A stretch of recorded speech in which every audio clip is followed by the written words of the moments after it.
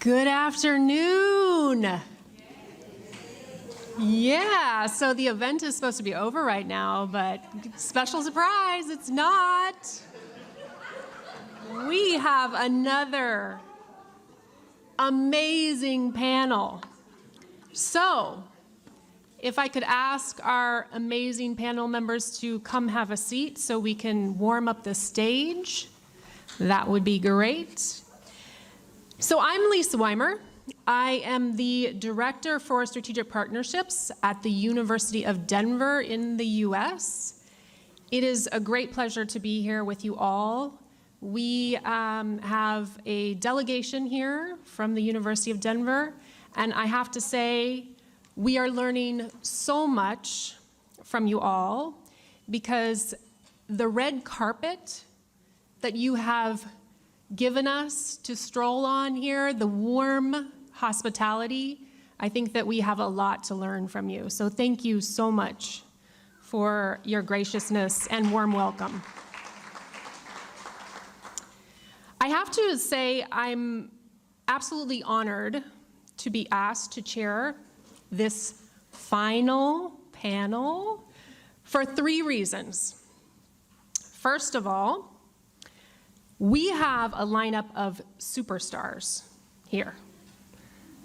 I am telling you, I read their bios and I was like, wow. I mean, we could just spend the whole hour just on their bios. So I do have to say I had to condense some of them. Yeah, Norma's saying no, please. No, no, no, no. So I will shorten their bios just a little bit because we could spend all day on them.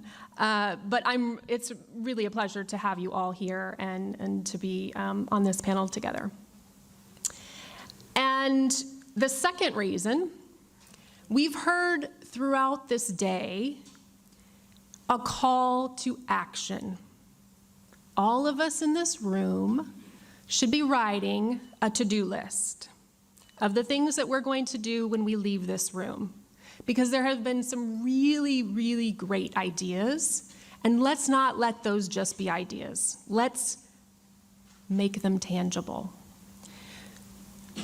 You know, I think internationalization is so important in this moment in time. First of all, international mutual understanding. Second of all, knowledge diplomacy to bridge geopolitics. And third of all, which we've heard a lot, I mean, a lot of speakers have talked about these wicked global challenges, and we can't do those in isolation. So the third reason that I'm honored to be here is because we have a very big task. The event is supposed to be over, and it's post-lunch, and you know, it's been a long day. So I asked Norma if we could get really creative with this session, and she gave me her blessing. So what I'm gonna do is we're gonna dive in, and each panel will have about 8 to 10 minutes to speak. And what I will do is I'll introduce each panel before they speak. So it's a little different. And when I'm introducing them, I want everyone to stand up and stretch. While you're listening, because what's gonna happen is your brain cells are gonna get kicked in and you're gonna really listen to their bios, how amazing this group is. So let's go ahead and begin. So everybody stand up, enjoy the stretch. All right, we're gonna start with Professor Ernest Khalema. He is Dean and Head of School in Built Environment and Development Studies here at the university.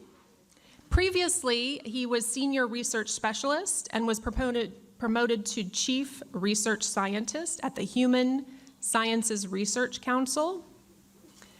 He began his career in Canada, and he held various appointments there in Canada. And so with this wealth of international research experience and in having implemented global education in many countries, including Canada, USA, Brazil, the Caribbean, South Africa, he is going to share his thoughts today on scholarship of engagement and partnership. Professor?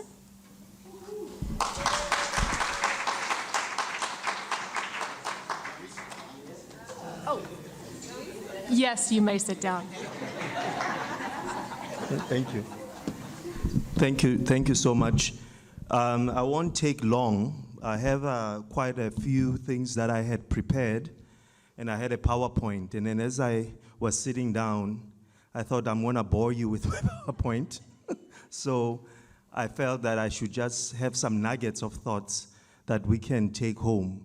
It is quite a pleasure for me, and thank you for the organizers for inviting me to come and share some of my thinking around the scholarship of engagement and collaboration or partnership. And I think for me, I come into this with humility, having been, I call myself a pracademic, not really an academic, but more at heart, more of a practice person and a grounds person, meaning that most of my work is grounded through the community work that I do. I don't get to do much of that now, and those of you who are actually implementing internationalization in your university will understand why I brought these ideas together. So I'll start with a conclusion. Not that I won't, go deeper. But for me, the scholarship of engagements, when you read the literature, and I've sourced quite a number of sources, and I decided this time around I will just look at what universities say their strategies are for internationalization and how they do it. Because sometimes when we can talk a lot as academics about this is what we're doing, and we all heard today, and it was quite amazing to see the work that's happening around all of us and what we're engaging in. But the how to do it is where I want to at least share my thoughts around. So I looked at quite a number of universities, and I'll just name a few so that you can see that I did my homework, even though you don't see the PowerPoint. I looked at what the University of Sao Paulo in Brazil is doing in terms of their strategy around how to engage internationally. I looked at University of Stellenbosch. I came home. I also looked at University of Memphis in the US, Cornell University, my alma mater, the University of Alberta, and McGill University in Canada, and quite a number of them. One of them also that I looked at is our long-standing partnership with Bergen University that our school is engaging in.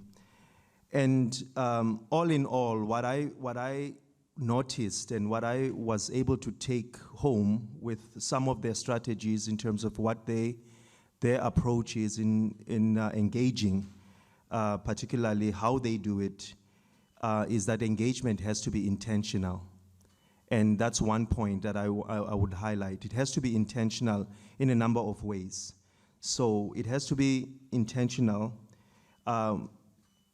And most of us, we know that we are not taught on how to collaborate, right? I don't know, maybe there is, maybe you're developing one, but we just do it, right?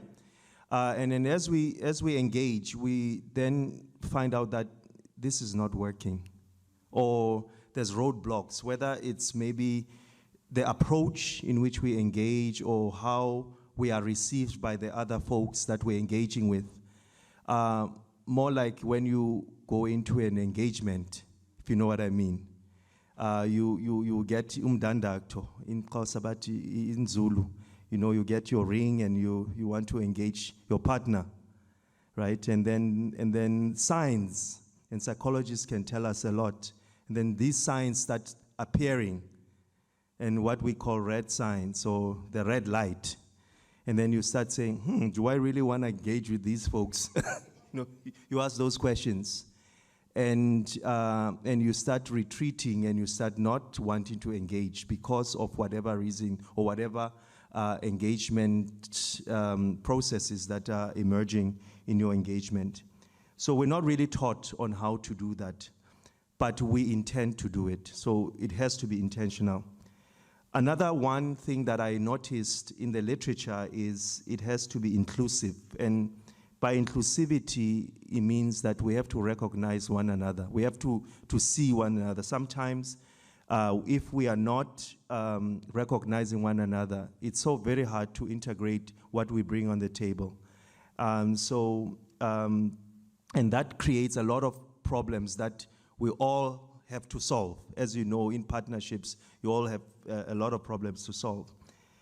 The third one that I notice in the literature is unethical, or it has to be ethical. That engagement has to be ethical.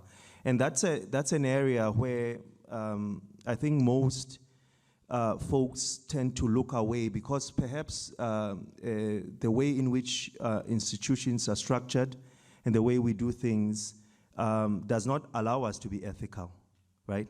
Or maybe we are unethical people to begin with, and we want to engage, but we know that we have these unethical things that we harbor in our hearts or in the way we do things. So we really need to be ethical in the way. And that's one thing that has come out from the literature, that if we don't practice ethically, meaning that if we don't respect one another, if we don't allow us, each and every one of us to grow in understanding one another and understanding the boundaries that we have set with one another, then the relationship might go sour and we'll have to work hard to bring it back into life.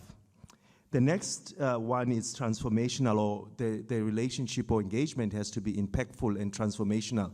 Something must change. Something must happen to ensure that that ethic of care in ensuring that the impact is felt on all directions, meaning from those we engage with, but also from those who are receiving the engagement. So so we have to ensure that we care about the success and welfare of the partnership, and that partners must move on their own, and they must move on their own strength. That when we recognize what we each bring on the table and how that impacts the engagement that we have with one another. So the scholarship of engagement then teaches us about how these relevant or these activities that we're engaging in must have clarity and must have a relevance of goals between the partners. We must also harness the mastery of knowledge that exists, whether be it the knowledge that we heard today. I was so blown away by Professor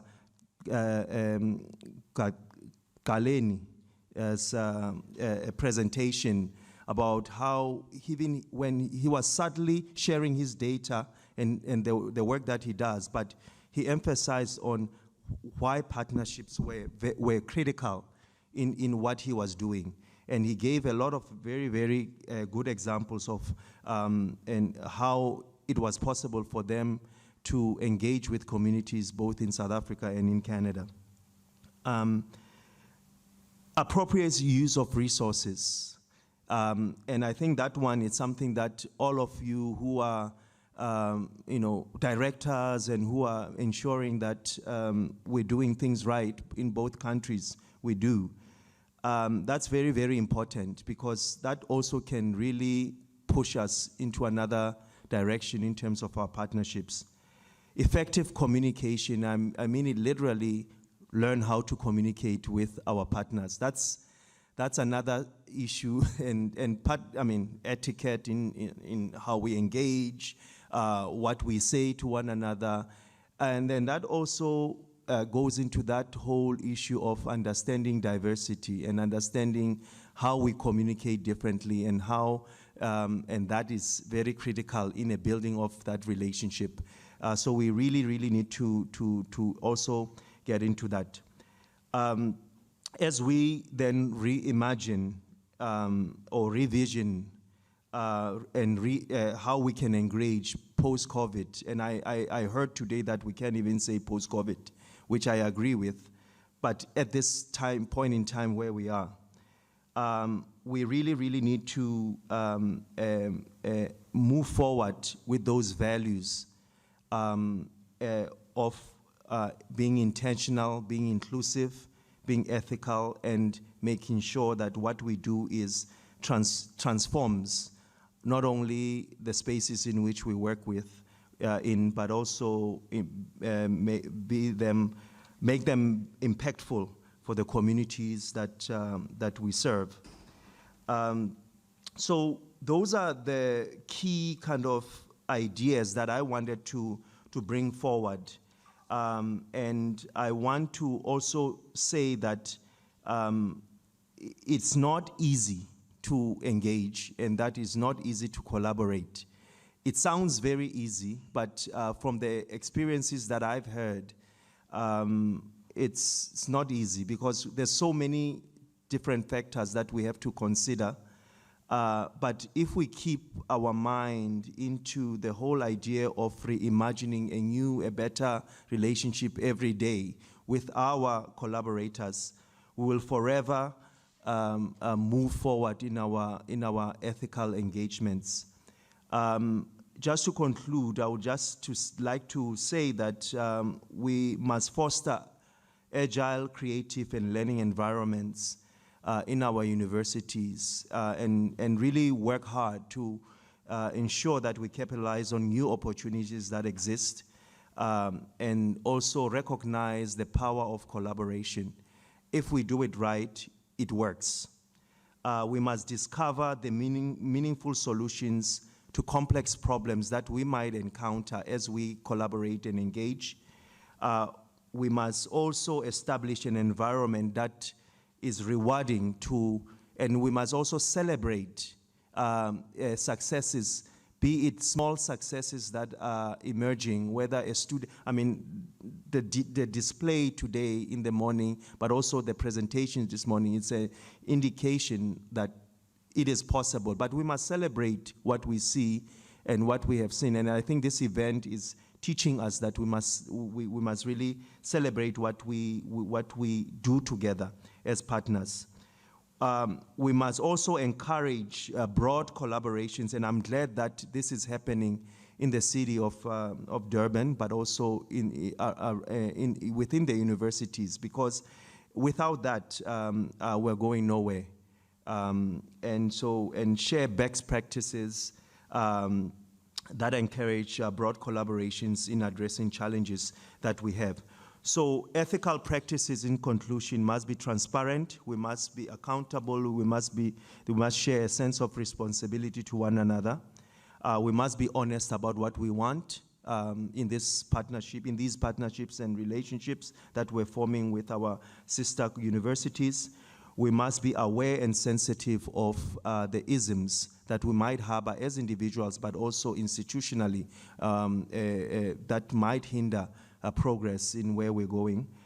We must do our work with integrity and respect and trust, and that is hard. And for those of you who are engaged in this kind of work, you know that building trust takes time and takes years, and that we need to really give it that time to actually build those relationships that are mutually benefiting with our colleagues. And also be flexible if things don't go well. And I think the COVID era taught us to be flexible and to still have opportunities for our students to ensure that internationalization happens in that aspect. So with those few thoughts and words, I would like to thank you for the opportunity.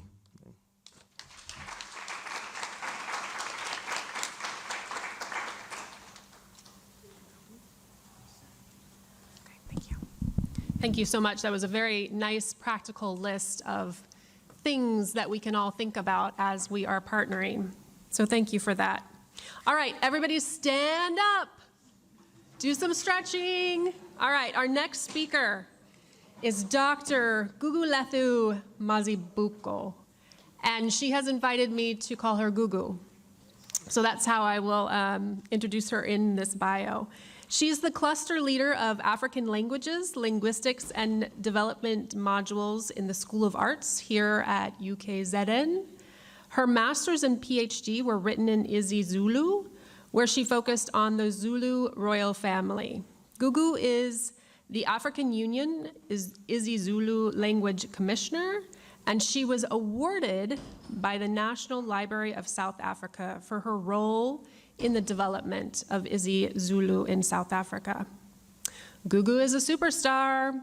She's a senior lecturer, author, editor, terminologist, lexicographer, and cultural expert. And she is going to share her wisdom with us all to unpack the traditions, culture, and diversity in partnerships. Okay, so did y'all? Okay.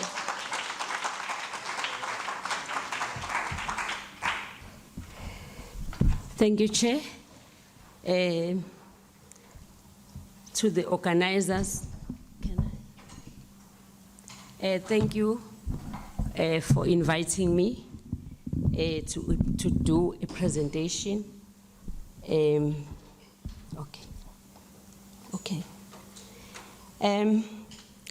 Unpacking the role of traditions, culture, and diversity in global engagements and partnerships. As universities expand global engagements and partnerships, it is of great importance to unpack the role of traditions, culture, and diversity in such engagements, because partners need to be familiar with the host institution, community, as well as the country. With mobilities, traditions and cultures come in contact. Culture has a role in this highly globalized society. Therefore, cultural diversity is key to sustenance of such through partnerships and engagements. Unpacking the traditions.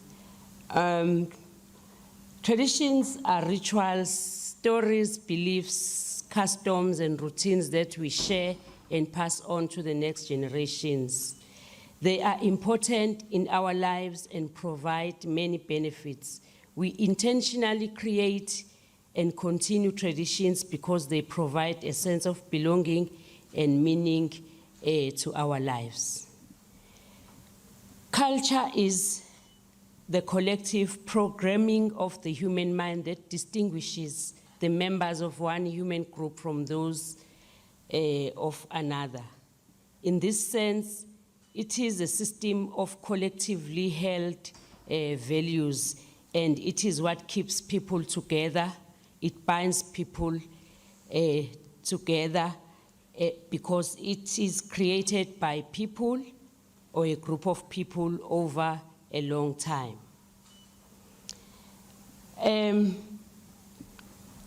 Culture is a human-made part of the environment and functions as total equipment of ideas for survival. No human being or group of human beings can ever be without culture. The exchange of meaning between cultures on a footing of mutual respect and coexistence is a necessary condition.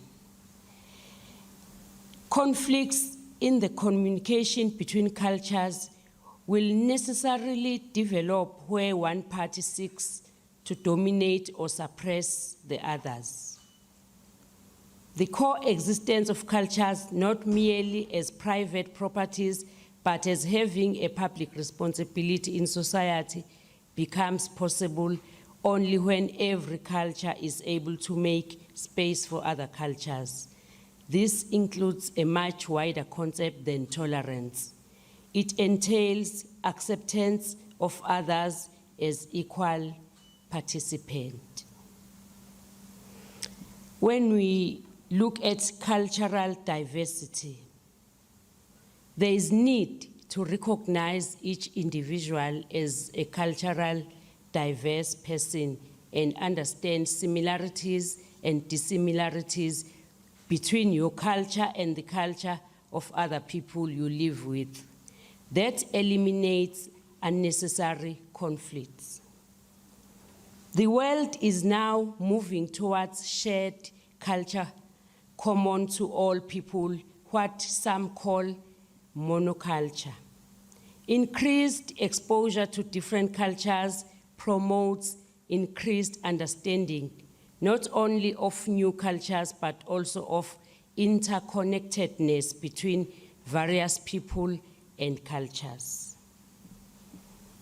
If you do not know your own culture, there is a possibility that you cannot understand other people's cultures. And there is danger of cultural dominance, where some cultures dominate others. Strong cultures, at times, they devour smaller cultures. We need to be sensitive to other cultures. Therefore, it is necessary that people are educated about different cultures of people they come in contact with. Not being educated about other partners' traditions and cultures is frustrating, because they might use some gestures, signs, etc., that you do not understand. And at times, they might question why Africans always sing, dance, ululate, when they celebrate something. That can at times lead to unnecessary anxiety and some fears, and yet there's nothing wrong with it. It's only what is required is that people need to be educated about other people's cultures so that there is that understanding. The Zondo Commission in 2018 decided to organize a trip for international students to the Royal Palace at KwaNongoma, Enyogeni, for international students to attend the reed dance. When we got there, there was culture shock. About 30,000 maidens, not wearing any tops. I mean, so that was one example I can quote, that we need at times to be prepared of what we will see when we get there, so that we don't get shocked and we don't understand why things are like that. And therefore, cultural tolerance is important, because our institutions are increasingly consisting of various cultural, racial, and ethnic groups. Learning cultures will help everyone understand different perspectives within the world in which we live. There will be less culture shock. There are also, things that we need to understand about other cultures. For instance, there is no eye contact between a young person and an elder in most African cultures. But in certain cultures, if you don't look at the person in the eye, it's as if you are lying, you are not telling the truth. So those are the things that we need to understand, because they might convey a different message, and yet the actual message that is being conveyed is different. And also things like sharing food. Certain, especially most African communities, food is shared. 10 people, they eat in one basin, and that is normal. It is important to develop cross-cultural skills such as negotiations and communication. Cultural hybridization is now dominant because it is the blending of elements from different cultures. It is common, and we cannot run away from that. We cannot be stuck in our own cultures, but we need to accept certain things from other cultures. Working effectively with people from diverse backgrounds and dealing competently with people from all lifestyles will help our institutions to become the best. It calls for a sense of tolerance, respect, and understanding for the differences in others. We communicate differently, and sometimes it is hard to express ourselves in a language that is not our own language. Communication is culture dependent, and it affects relationships. For us to overcome these communication barriers and inhibitory effects of cultural diversity on communication, we need to move from our comfort zones and reach out to other people's cultures and languages. Just learn a little bit how to greet, how to, basic, phrases for the other partner's language, so that you learn basic things. By so doing, we'll create an environment in which cultural diversity is an advantage rather than a source of conflict amongst us. In order to achieve cultural competency, we must work towards embracing cultural and linguistic diversity and make it a habit or lifestyle. This allows differing perspectives and ideas to influence situations which will lead to mutual understanding and will build love and unity among the people we work with. In conclusion, this is a call to all of us to promote global engagements and partnerships, as only tolerance, awareness, respect, and understanding of other cultures can lead to progress in our institutions, our countries, and the world.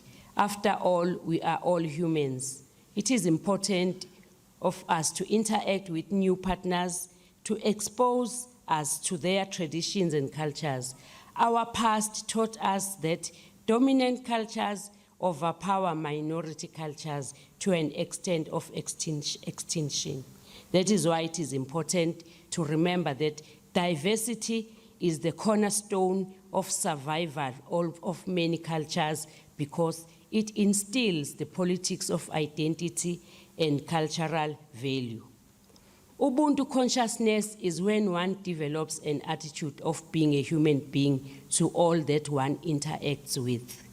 This therefore eliminates limiting sentiments stemming from things such as racial prejudice and tribal stereotypes. Ubuntu consciousness allows humanity to remain human to others. It lays a foundation upon which we maintain our human status. Ngiyabonga.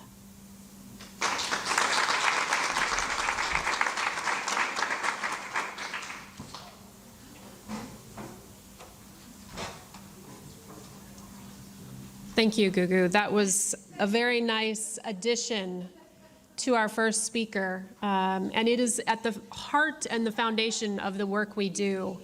Okay, so everyone stand up. We've got our third speaker. Dr. Collin Pillay has over 30 years of experience in the public sector, having served in various portfolios at national, provincial, and local government in South Africa. He has more than 10 years of experience as a specialist educator, served as the Deputy Director for the then Department of Land Affairs in National Government before joining the EU eThekwini Partnered Area-Based Management and Development Program as a program officer. He is currently the program manager, academic collaboration at the Municipal Institute of Learning in the city of Durban, having crafted the first cities framework agreement between local institutions of higher ed and the city of Durban. So he is going to be speaking about city and university partnerships using Durban as a case study. So with that, everybody give one last stretch, and then go ahead and sit down and welcome Dr. Pillay.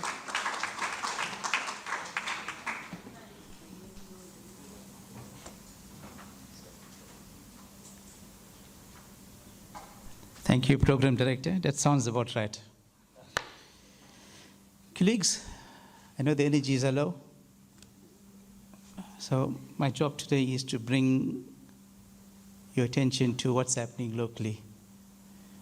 We've been speaking from this morning about what's happening internationally. So my task this afternoon is to tell you how we are managing this partnership at a local level. So if you look at the picture on the screen, it's a lovely, pretty picture, right? That's Durban. That's our beautiful city. Yeah, so good afternoon to each of you, Program Director, Panel Chair, panel members, and our Program Director. Thank you to UKZN for this opportunity to share my local experience of how our city of Durban is partnering with local universities. And I'm going to use the city of Durban as a case study this afternoon. Yeah, so my tipping point for this afternoon is to scale it right down to a locally engaged, but still relevant and globally relevant experience. So that picture you see on the screen doesn't lend itself to any of the underlying realities. Durban is a coastal city on the eastern seaboard of South Africa. It is a city in a grip as it deals with a multitude of developmental challenges. Now, let me make this distinction between the city of Durban and you may have been hearing eThekwini Municipality. eThekwini Municipality is a local arm of government. It services the city of Durban. So there are 287 municipalities in South Africa. 8 of them are metros, 44 are district municipalities, and 262 of these are local municipalities. Durban is one of 8 metro regions in South Africa. So I'm going to start off this presentation giving you an underlying historical idea of where Durban is in its developmental challenges. Post-apartheid 1994, Durban, like most South African cities, were challenged in terms of moving forward as urban structures. Post-apartheid infrastructure, low skills, deficits, high rural to urban migration, increasing social and economic challenges, rapid urbanization, were part of the range of challenges that beset Durban, like most South African cities. Yeah. So my experience in managing this partnership also spurred me on to look at a PhD in this area. So, colleagues, my PhD also focused around assessing what does this partnership look like? And yes, I assessed my own work that I've been, yeah, and I completed the degree. Prof, I didn't graduate. I'm still waiting for the graduation.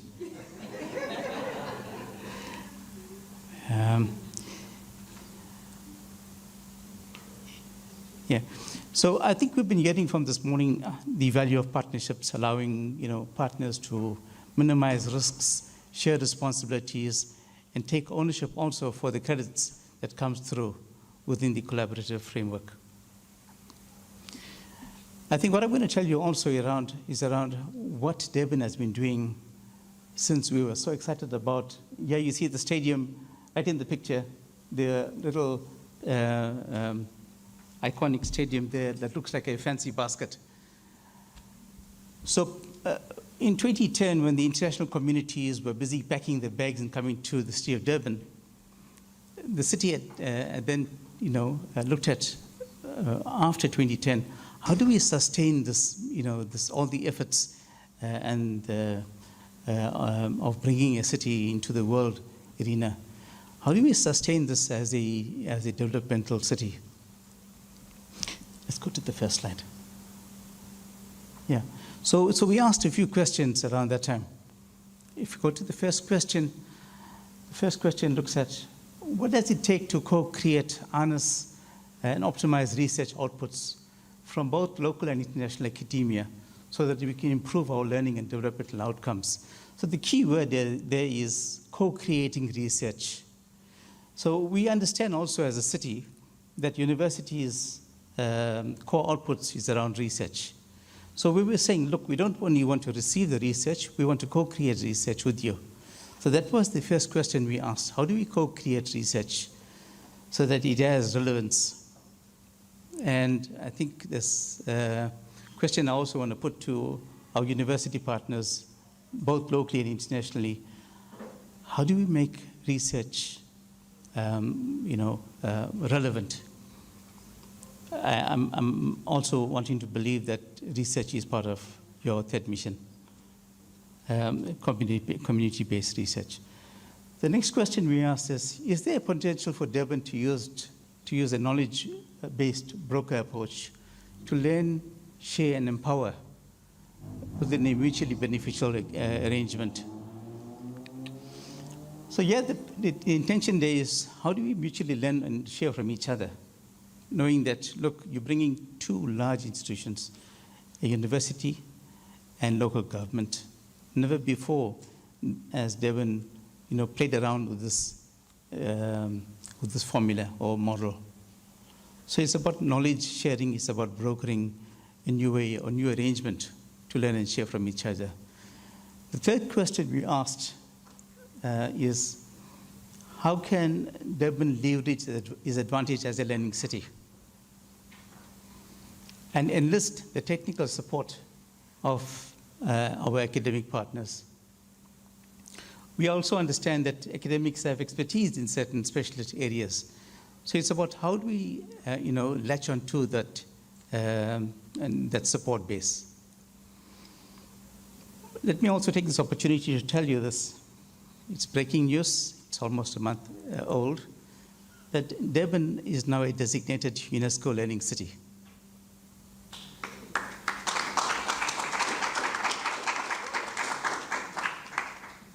So as a learning city, we have to be learning and sharing as partners. The fourth question we asked is, how do we reduce the trust deficits with academia, allowing partners to work in each other's nets? Now, we also understand that academia and academic partners have their own networks and partnerships. Similarly, local government have their own networks and partnerships. So the idea there is, how do we play in each other's space? How do we network together as partners? How do we share within that network so that we can benefit mutually from whatever is derived from working in a similar space? So those 4 questions were asked, colleagues, in 2010, after the World Cup. And this questions was debated strongly within our within our administrative leadership and political leadership. And I got pulled into that discussion and was asked to derive responses for these four questions. Our next slide will tell us what the response is. And the response came out very, very clearly from our deliberations, both from our senior leadership, administratively and politically.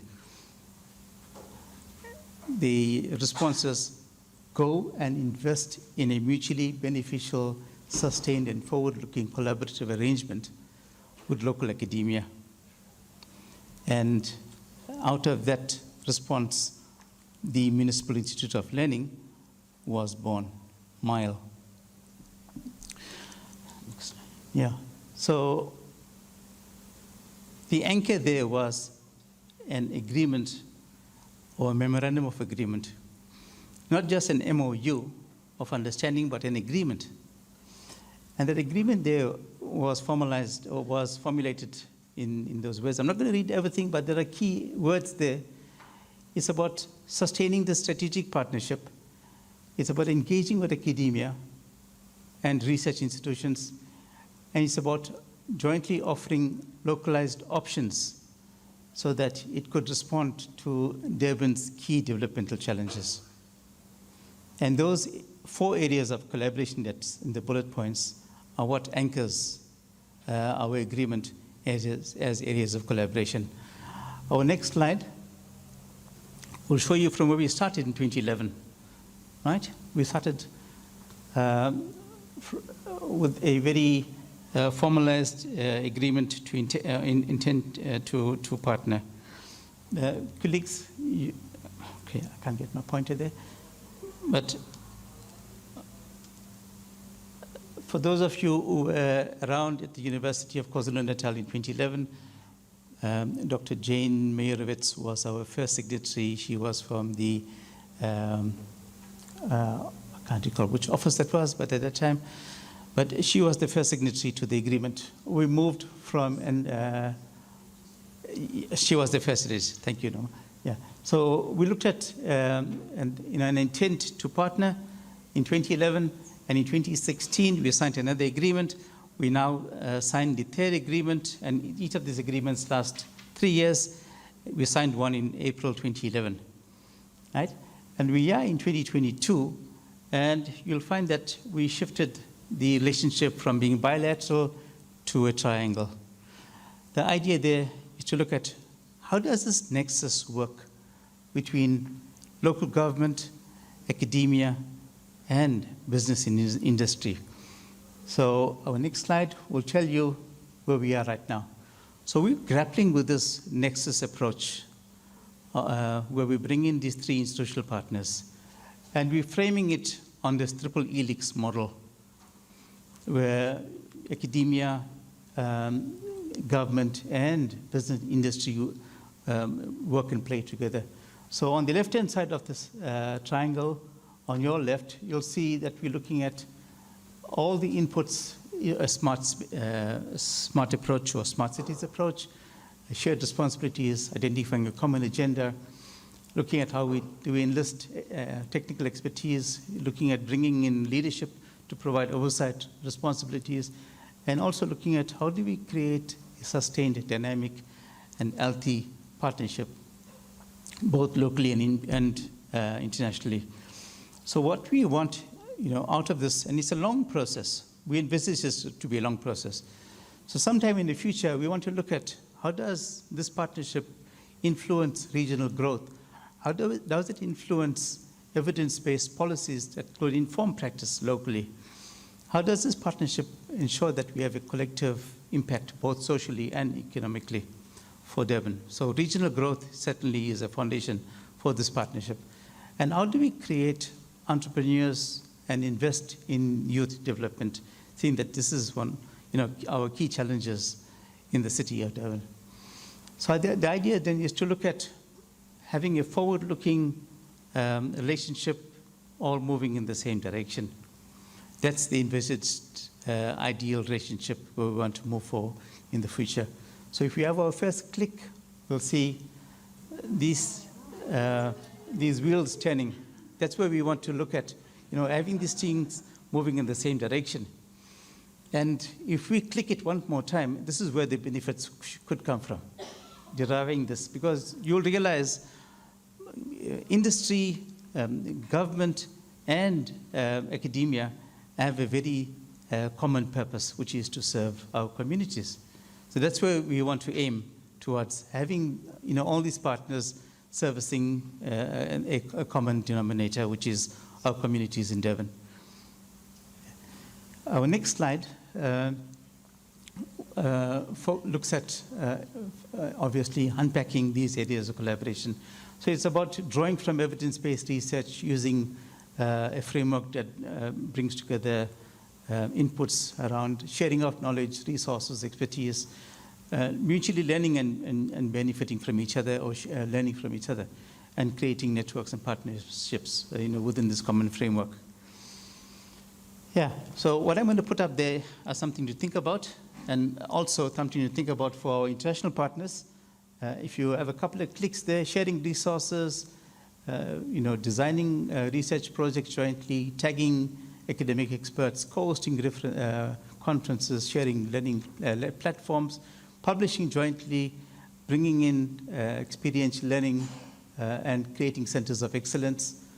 A few more clicks there will take us to co-creating events. Chair, I've got 2 minutes. I'm going to use the 2 minutes to just tell you exactly some of the live projects, so making it happen.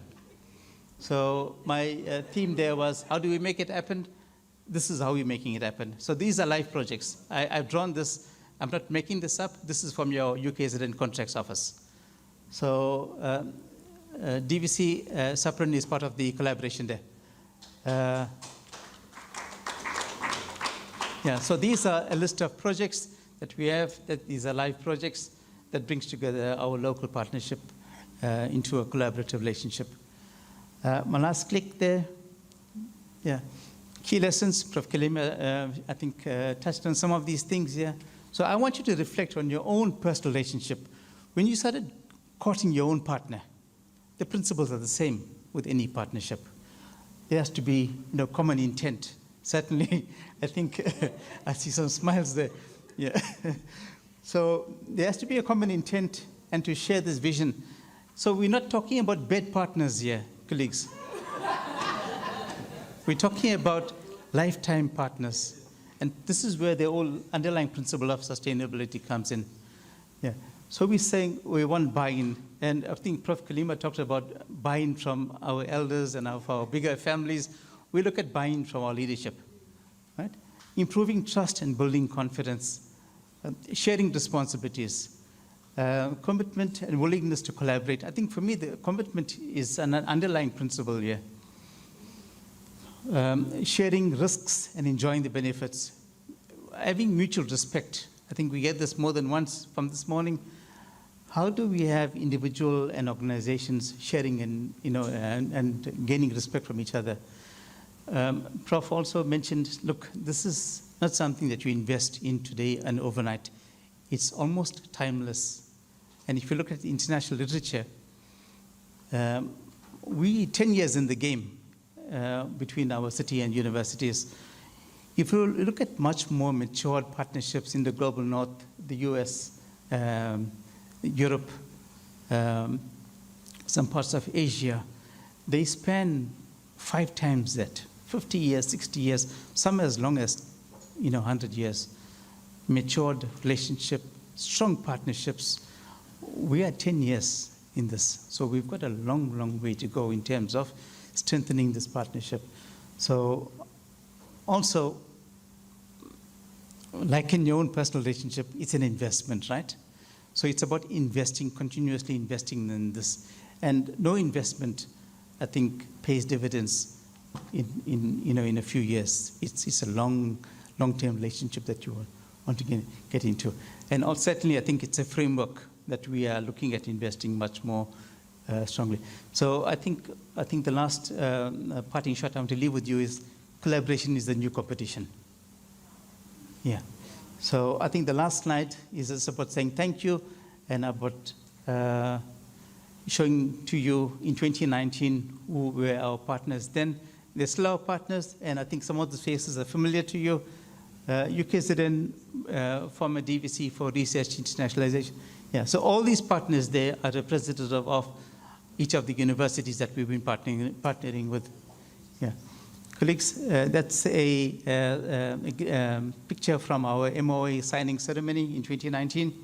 We didn't have one recently because of COVID, but the intention is to have the new agreement signed up as a live event sometime early next year. Yeah, colleagues, thank you very much. Chair, thank you.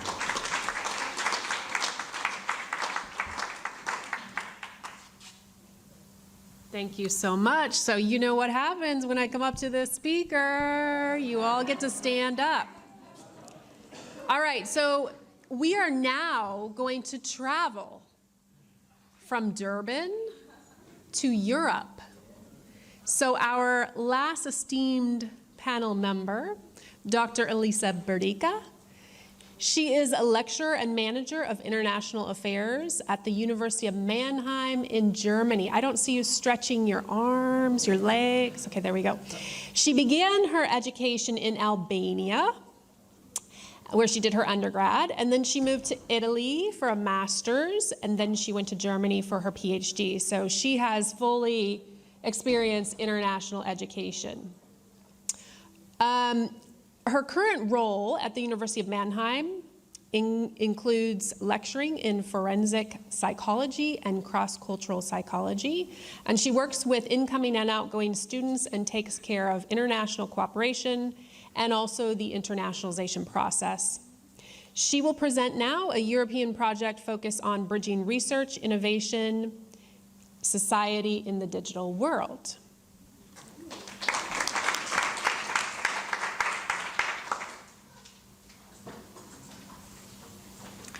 Thank you very much. Oh God, I'm the last one. You've said everything. I'll keep it to 4 minutes, I promise. So yeah, just bear with me, and I'm gonna be quick. So I'm very excited to be here. Thank you very much for giving me this opportunity, and I'm going to give a bit the European perspective here, which was not surprised, but I'm happy to share that it's quite similar. We already heard a lot about, and I saw that we have the same challenges and we have the same goals in internationalization, and I heard the word engage a lot, and every one of you mentioned engage, and actually in Europe, the European Commission came up with a project which is called, guess what? ENGAGE, ENGAGE.EU, and the University of Mannheim is one of the initiators of this initiative, and that's what I'm going to present today. So I also had very nice slides. I managed to prepare them while doing safari and traveling here, so I'm going to send them around if that's necessary, but then I thought I'm going to spare those to you, and I'm just going to read my notes.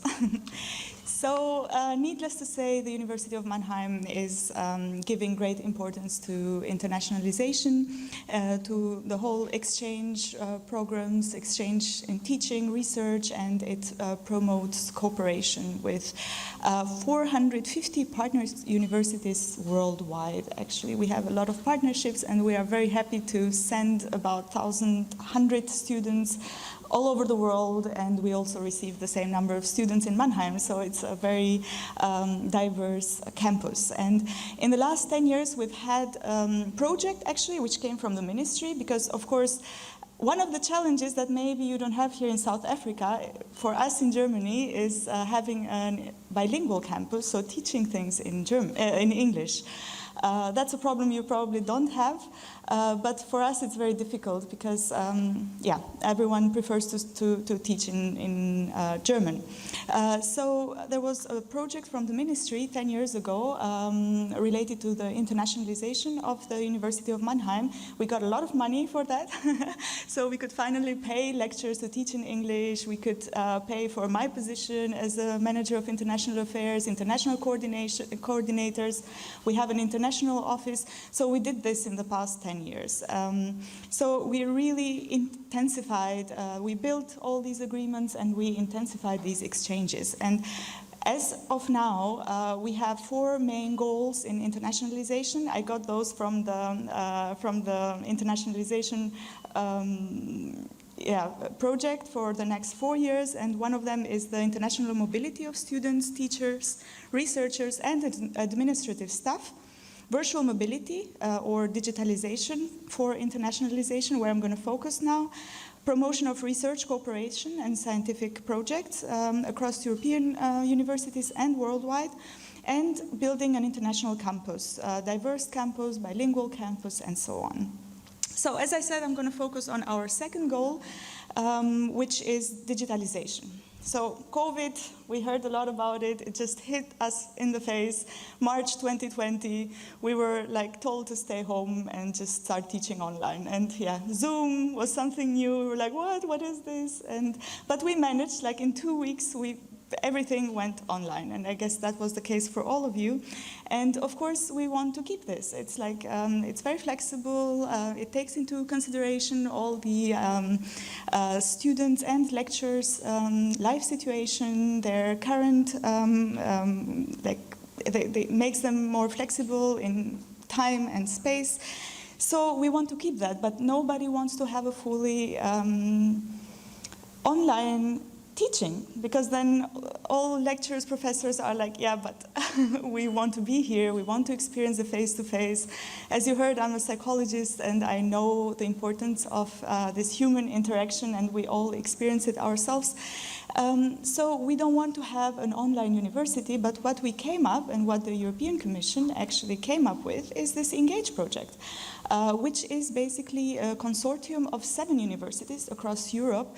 And it's currently an academic home of like 100,000 students and staff members, and like research projects and so on, which brings together all these universities, and students can choose to study in one of these universities online.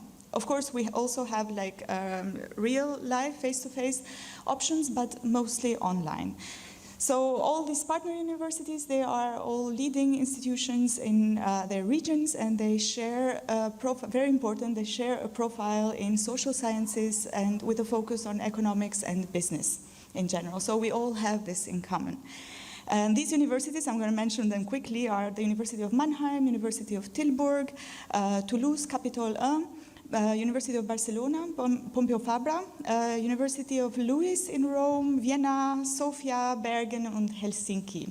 So these are the 7 universities, and they basically, this ENGAGE provides students and these European citizens who are part of this project to obtain a set of skills and competencies which are needed to tackle major societal challenges that we are facing nowadays.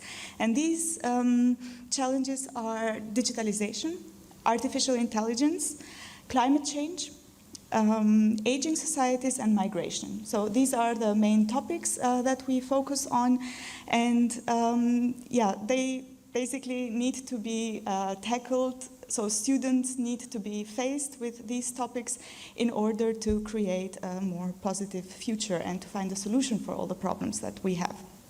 And each university, of course, brings their own perspective, because everyone is specialized in a different topic, and they all bring their own perspective. And what we have, we create an engaged learning environment, so students can choose can build their own curriculum. So we are aiming at having, we actually have it already, like a common university campus and a common course catalog. So we have, for example, University of Mannheim has a course in international climate change law.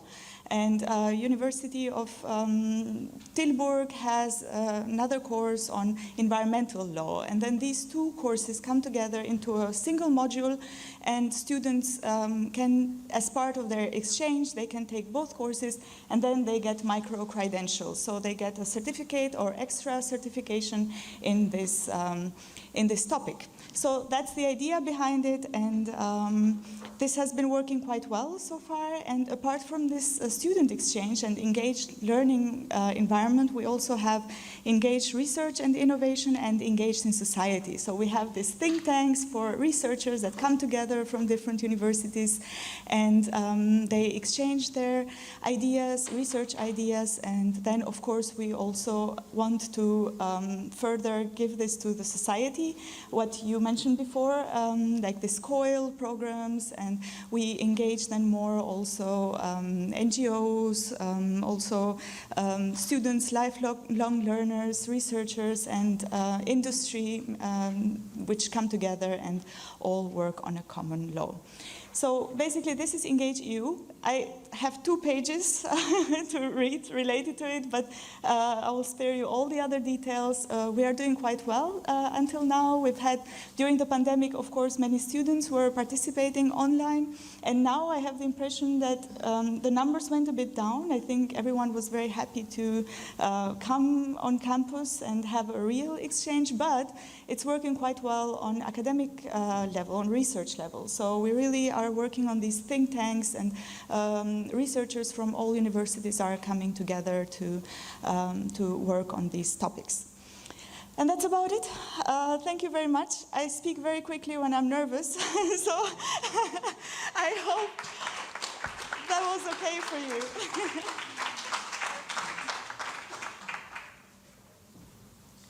Thank you so much. So I asked Norma if we have time for questions, and she said to save your questions for the culinary extravaganza that we're about to go on. So if you have your questions, make sure to come and talk to the panel members. With that, I want everyone to stand up and give a standing ovation to the panel. Thank you so much.